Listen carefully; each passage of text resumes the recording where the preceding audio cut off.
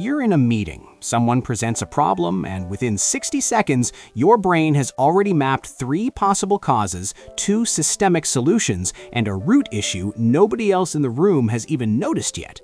You feel quietly satisfied. This is your natural habitat. Then someone gets criticized, maybe unfairly, and something shifts. You don't just notice it intellectually, you feel it in your chest, like it happened to you. The meeting keeps moving, but you're somewhere else now, processing, replaying, carrying it. Later that night, you're still thinking about it. Not obsessing, processing. There's a difference, but try explaining that to someone who's already moved on. Here's the question nobody asks you directly, but that you've probably asked yourself 100 times. Why do I see everything so clearly and feel everything so deeply at the same time? And more importantly, is that a gift, a flaw, or something else entirely? Today, we're going to name what's happening inside you. We're going to look at the actual psychology and neuroscience behind this paradox. And by the end of this video, you're going to understand yourself in a way that might just change how you work, how you relate to others, and how you stop treating your own mind like the enemy. Let's get into it. First, let's name it properly. The Analyst-Empath paradox describes people who operate with 2 seemingly contradictory capacities running at full power simultaneously. On one side, systems thinking, the ability to zoom out, see patterns, connect dots across complex information, and solve problems with structural logic.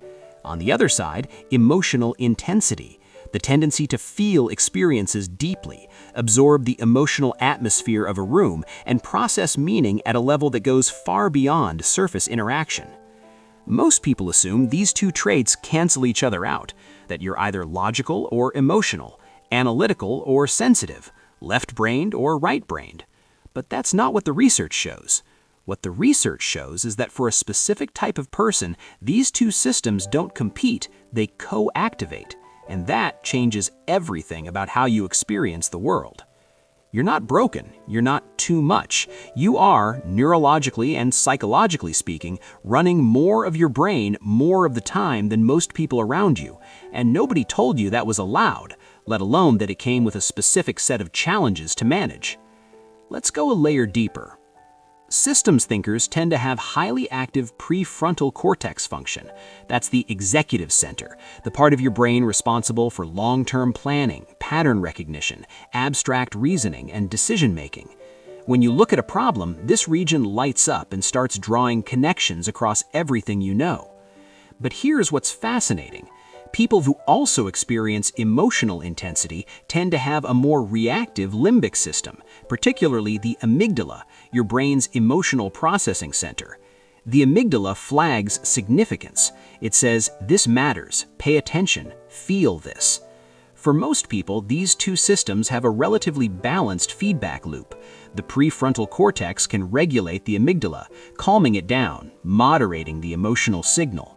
But for analyst-empaths, the communication between these regions is stronger, more signals pass through, which means your logical brain and your emotional brain aren't just coexisting, they're in constant high-volume conversation. The result? You don't just think about things, you think and feel about them simultaneously. A business problem becomes emotionally meaningful. A relationship dynamic becomes a system to analyze. You can't fully separate the 2 because your brain won't let you. Psychologist Elaine Aron's research on highly sensitive people, Kazimierz Dabrowski's concept of psychic overexcitabilities in gifted individuals, and even newer work in affective neuroscience all point to the same conclusion. Some people are simply wired for more. More signal, more depth, more cross-domain processing. That's not metaphor, that's measurable neurology. Now let's be honest about what this actually costs you day to day. 1. Decision fatigue that hits differently. When every decision carries both logical and emotional weight, even small choices become heavy. You're not being indecisive, you're processing on 2 channels at once. 2. Emotional hangovers. You walk out of an intense conversation and you need time. Not because you're weak, but because your nervous system just processed a volume of information that most people's systems filtered out automatically. 3. Being chronically misread. At work, you're seen as too analytical or too detached. In relationships, you're seen as too sensitive or too intense. Nobody sees the full picture because most people haven't encountered someone carrying both. 4. Internal conflict. Your analytical mind knows something isn't a big deal. Your emotional system feels like it is, and you're stuck in the middle, wondering which one to trust. Sound familiar? Good, because now we can actually do something about it. Tool 1, the 2 channels check-in. When you notice yourself overwhelmed, either mentally or emotionally, pause and literally ask yourself 2 separate questions. What does my analytical mind see here? Write down the pattern, the structure, the logical interpretation. What is my emotional system signaling? Write down the feeling, the intensity, the meaning it's attaching. The goal isn't to make them agree, the goal is to separate the signals so you're not drowning in static. Once you name both channels distinctly, you regain agency over which one to act from. Tool 2, scheduled integration windows. Analyst-empaths don't process well on demand, they process well when given space. Build what I call integration windows into your week, 20 to 30-minute blocks where you're not consuming input, not producing output, just letting your brain connect what it's already taken in. This isn't rest, this is active unconscious synthesis, and for your type of mind, it is not optional, it's maintenance. Tool 3, name your mode before conversations. One of the most powerful things you can do in relationships, personal or professional, is to briefly signal which mode you're operating in. I need to think through something with you. Can I be analytical for a minute? I'm in a feeling space right now. I'm not looking for solutions yet. This sounds simple. It is not easy, but it removes enormous amounts of friction from your relationships because it gives other people a way to meet you where you actually are instead of where they assume you are. Tool 4, reframe intensity as information. Your emotional intensity is not noise, it is data. The problem isn't that you feel strongly, it's that you haven't been taught to treat feelings as information the same way you treat logic as information. Start asking, what is this feeling pointing me toward, rather than why am I feeling this so much? The first question is curious, the second is self-critical. Curiosity leads somewhere, self-criticism just loops. A few important things worth naming here. If you also live with ADHD, you may find the emotional intensity piece especially pronounced. This is connected to what's called rejection-sensitive dysphoria, a specific pattern where emotional responses to perceived criticism or failure are significantly amplified. The strategies here can help, but working with a therapist who understands ADHD is genuinely worth considering. If you suspect you're a highly sensitive person, Elaine Aron's work is a foundational starting point. And if the emotional intensity you're experiencing feels more like emotional dysregulation, intense mood swings, difficulty returning to baseline, chronic feelings of emptiness, please consider speaking with a mental health professional. This video is psychology education, not a clinical intervention. I want to say something directly to you.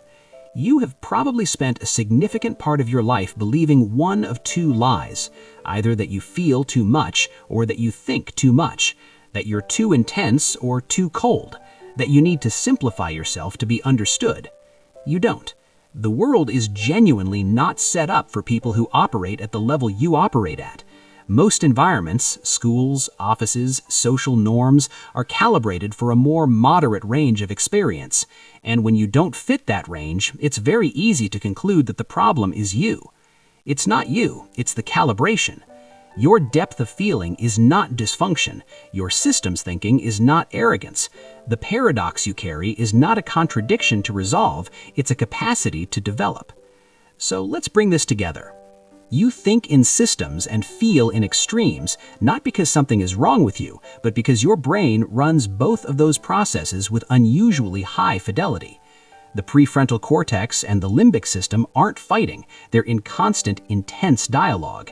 And learning to work with that dialogue rather than against it is the real work. Use the 2 channels check-in to separate logic from emotion when you're overwhelmed. Build integration windows into your week. Signal your mode before important conversations. And start treating your emotional intensity as information, not interference. If this video gave you language for something you've been carrying for a long time, that's the beginning of something. Download the free Analyst-Empath self-profile worksheet linked below. It'll help you map your own patterns across these two systems and identify where your specific friction points tend to show up. And if you want to go deeper into why emotionally intense people are so often misread at work, the next video is exactly where to go. Link on screen now. You're not too much. You're just finally in the right conversation. See you in the next one.